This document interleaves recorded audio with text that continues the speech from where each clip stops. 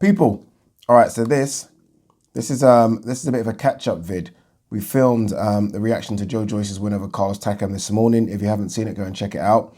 But before that, I don't think I'd filmed for like 4, maybe even 5 days. So this is a quick catch-up vid on some of the old news that I've missed out on, some of the stuff I haven't gone over. Again, this is old news, so apologies if I'm just regurgitating stuff you've already heard. But I did want to kind of go over some of the stuff and maybe some new news that has just come in as well. So this might be a long video. It might be a video that goes like that all over the place. So bear with me on this one while we try and pick up or get up some of the old news that I've missed. A very quick one. Someone on the Joyce video, I can't remember the name, apologies, said a good fight for Hughie Fury's Carlos Takam.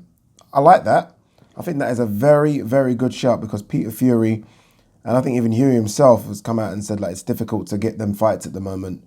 And I like the Carlos Takam fight. Carlos Takam's solid. I think we saw that yesterday. Landed some really big shots over on Joyce. Hughie Fury's got a chin as well, by the way. Hughie Fury, has he ever been down? I mean, he's been wobbled, but I don't think he's ever been down, so he's got a big chin as well. So I like that matchup. Let's see if they can do it. We know that Carlos Takam will travel. He seems to love coming over here. He's got a bit of a fan base. He had a lot of fans there yesterday, by the way. Well, obviously, the majority were Joyce fans, but I mean, there was a bunch of people behind me. I would say maybe around 100. So I don't think it's just his friends and family that were making a lot of noise for him. Nice guy, right? Very, very nice guy. All right, let's see what we might have missed. Again, apologies. This is me sort of just running through.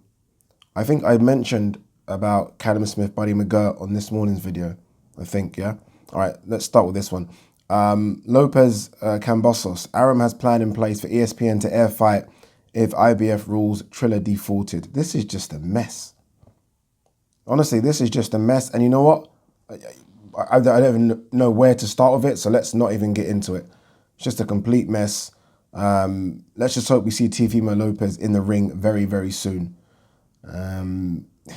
It's crazy. I feel like he's not sort of, like he got so much hype after the Loma win, and he still got that hype. Don't get me wrong, he still got it, and he should have it. But it's almost like capitalize on that now. Let's like see you in some fights. Let's do some stuff.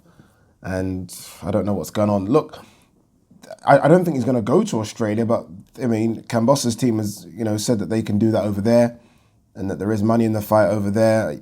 I have no idea what's going on with this. So again, we'll move on. This is one of the surprise fights on the first fight camp coming up. Jack Cullen against Avni Yildirim. Jack Cullen here vows to prove his worth against Avni Yildirim. Is a bit of a surprise. I guess the reason it's probably happening is for Canelo to fight Yildirim. I'm guessing DAZN offered him a 2-fight deal, similar to what they did with Sergey Kovalev when Kovalev fought Canelo as well. So I guess this is the second of that 2 fights. Look, for Jack Cullen, nothing to lose. Nothing to lose whatsoever. Go in there, give it a go and see what you can do. For Avni Yildirim, it's just a case of reminding people that he's still here. He's not done. I think some people said he should call it quits. I mean, come on, he got beat by Canelo. I mean, you can't call it quits after getting beat by Canelo, especially if there's no lasting damage like Billy Joe Saunders and all that talk of double fracture. So Yildirim will want to impress for a UK audience, a worldwide audience with DAZN and see what he can do. But yeah, I was surprised when I saw this one. But hey, look, you never know. You really never know. Yildirim hasn't won a fight. To be fair, he's only had a couple, but he's not won a fight since 2018. So remember, he had the Canelo fight. Before that was, what was before that again? Anthony Durrell, which ended in a technical decision loss. So he's not won a fight for a few years. So you never know. Jack Cullen can maybe cause an upset there. What we got here? Casemiro to Regondo. I want a fight. You always run, and all the fans are asleep. He'll get a fight. I think he's going to get what he wants this time round. I don't think Regondo's going to run for a couple of reasons. A, Regondo is 40 plus now, so the legs have slowed down a little bit, just a little bit. And I don't think Regondo minds sort of standing and trading. Regondo can smack, Regondo can smack. I mean, if this guy catches you, you're in trouble. I think people are sleeping on Regondo in this one. I love this fight. I think it's going to be all action, I hope. And I hope Casemiro puts it on Rigondeaux so that Rigondeaux does have to fight.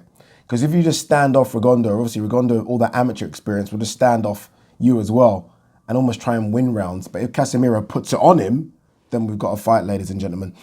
Keith Thurman backs Spence to beat Pacquiao, says Manny is a real warrior. Yep, I think most would agree with those two statements. Look, Spence should beat Pac-Man. I mean, come on, he should. I mean, if he doesn't, I'm not going to get into it again, but if he doesn't, you know where I'm going after. And look, Manny is a real warrior. It's crazy. I mean, I was on the broadcast yesterday with Adam Cattrall, Andy Clark, and Spence Oliver. In between some of the fights, Adam was talking about who has the best resume in boxing. I was like, Manny Pacquiao by far. It's not even close.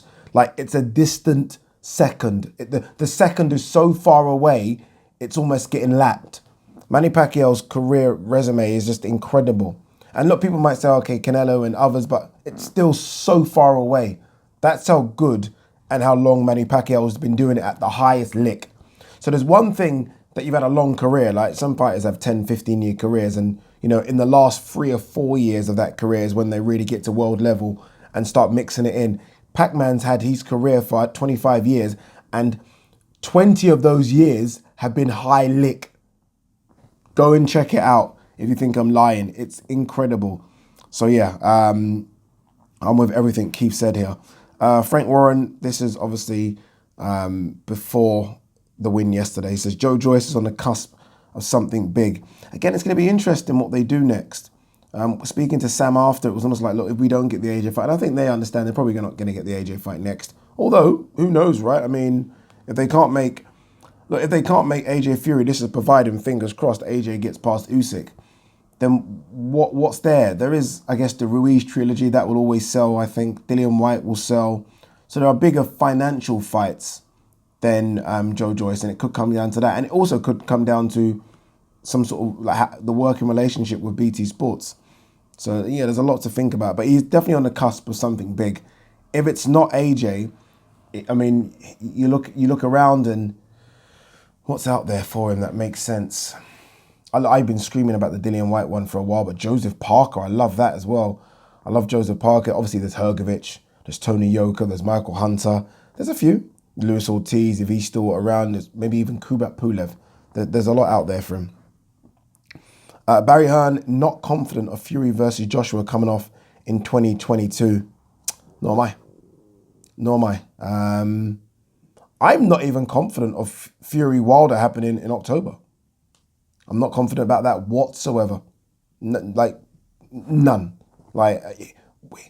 Will it happen on the scale of 1 to 10, 10 being absolutely yes, 1 being obviously no? I'm very much a 5. We'll see anyway. Look, we'll see. I saw this as well, and this is probably the main story from a couple of days ago, is that the WBO have ordered that Terence Crawford face Shawn Porter next.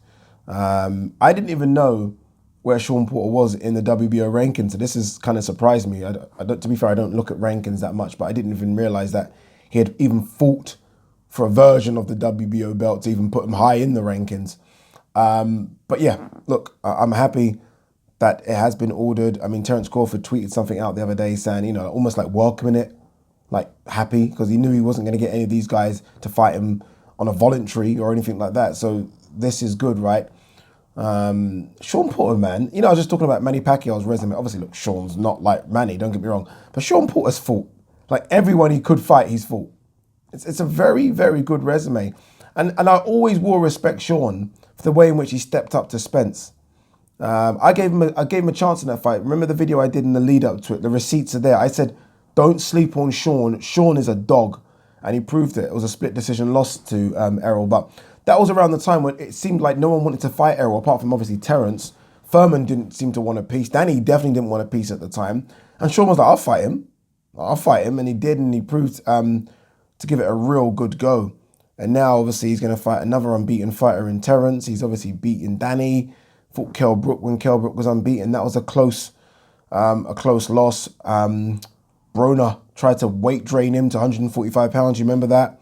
Beat Broner. Got dropped, I think, in the last round, but beat Broner. Solid career from Shawn. He's one of those fighters I'm going to look back on. He's very much in the I think he might even be a bit higher than this. Timothy Bradley kind of playbook for me. I think he might be a bit higher, although Timothy Bradley done good things at 140, but very, very solid career, Shawn. Mine won't go down. I don't know if he'll go down as a Hall of Famer. He might do. Like, if he beats Terence, I mean, that means he becomes a three-time world champion. I think it's three-time. Yeah, so who knows? But I like it. I like it. I guess the question's now, where is the fight going to take place? Terence has one fight left on his top rank contract. I think the contract expires in October. I thought that he might just sit it out and then not take a fight and then move on. I think it's more like the fight's on PBC and then they can chuck it on pay-per-view, and I think it will get the build-up it needs and it'll do good things. I can't see Shawn coming over, although, I mean, it's a mandatory fight, right? He should come over to the champion's backyard, but I can't see him going over to Top Rank and doing that fight. But it's a good fight for Terence. And in an ideal scenario, what you have, and this is why, I don't know if I've mentioned this already, apologies, because we are going through old information here, but this is why I mentioned that I would love the WBA to hand back Pac-Man his belt. And this is nothing against Ugas, but Ugas has not even fought for that belt yet. But so on that side, you'd have Errol Spence versus Pac-Man. It's almost two semi-finals there, isn't it? It's Errol Spence versus Pac-Man for 3 belts. Is the Ring chucking their belt on it? Probably, I don't know. And on the other side, you've got Terence Crawford versus Shawn for the WBO. And then eventually it should be a final and undisputed. That's what it should be. But obviously with Ugas out there with a belt, I mean, look, it would never take away the shine from a Terence Crawford versus Spence fight anyway, but you'd love that to be early 2022, around the May time maybe, for an undisputed fight. That's what you would love. You would love Shawn and Crawford to get it on September, October. Obviously, we know Pac-Man Spence is August, and then the winners get it on whoever wins. Obviously, you want it to be Spence Crawford, but the winners to get it on in May. And again, boxing's in a place now where we are starting to see more undisputeds. And again, that's just my own on it. We'll see what happens. Probably we're never going to see Spence Crawford, but who knows, right? Kalnaki, postponement over Helenius rematch sucks. Can't wait for Nightmare to be over. Yeah, it's a bit of a nightmare for him. Obviously, it's a fight that everyone thought he was going to win. It was in front of a lot of his Polish fans as well. Got beat by Helenius, Helenius back in the day. I don't remember there was a time when there was a lot of Eastern European boxers when the Klitschko's used to dominate, and anyone over 6'4" was the next best thing, and Helenius was that. And then I was high on him, then I went low on him very quickly after Chisora beat him, but they gave the fight to Helenius for the European title. I don't know if you guys remember that. But he clearly still has something left. For Kalnaki, it was a big blow because they were trying to build up Kalnaki versus Ruiz. So yeah, look, Kalnaki needs to run that back, get a win, and then move on and maybe get the Ruiz fight next. But it's a good fight if it happens. Remember, it was supposed to be on the Fury Wilder card. We should be right now sitting here talking about Fury Wilder. How crazy. How crazy. Tyson Fury, Wilder is broken mentally. I'll ruin him quicker in Trilogy Inside 5. Next. Murat Gassiev aims to fight in 2 to 3 months. His goal is heavyweight title. Yeah, Gassiev beat Wallish. Remember Wallish who fought Joyce. Gassiev stopped him.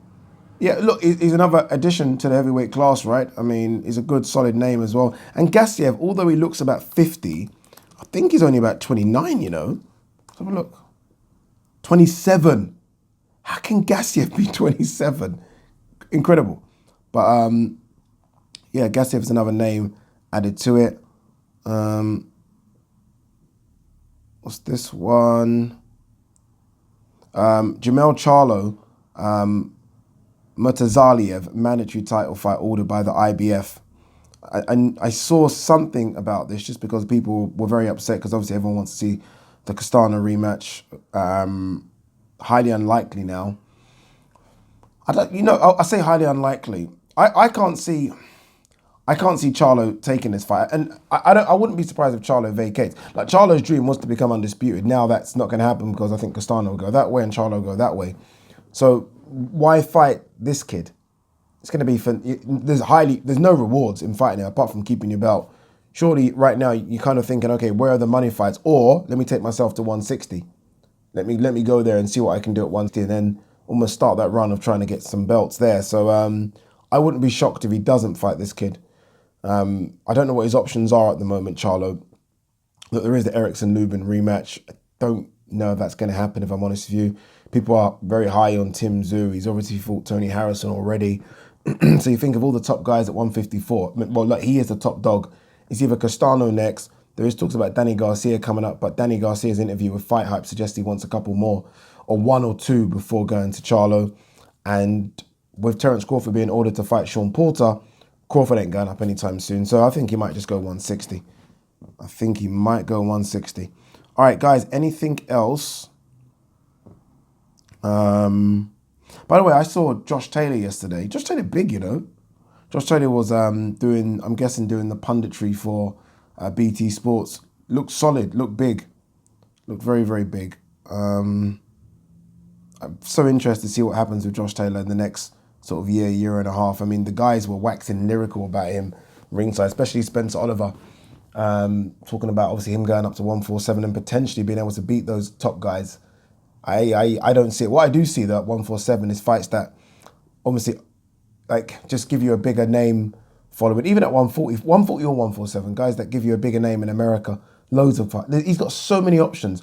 Obviously he's got Jack Catterall first, mandatory defense. He'll probably have that in Edinburgh. You know, almost no disrespect to Catterall, but it's almost a ticking over fight. And then it is obviously a next fight in the States. It will be the States as well. I know people are upset when I say that, but it will be the States. And then it's literally anyone. My ideal first fight for him in the States, just because I know it's a winnable fight, it sells tickets, it will do good numbers if it's on pay-per-view, is Broner. Now, again, I know he's with a contract with ESPN Top Rank. This is Josh Taylor, so it's difficult. I'm just talking about if there was none of that bullshit, Broner. Because Broner will think, okay, I can become undisputed. I can win all the belts at 140, and he won't because Josh Taylor will beat him.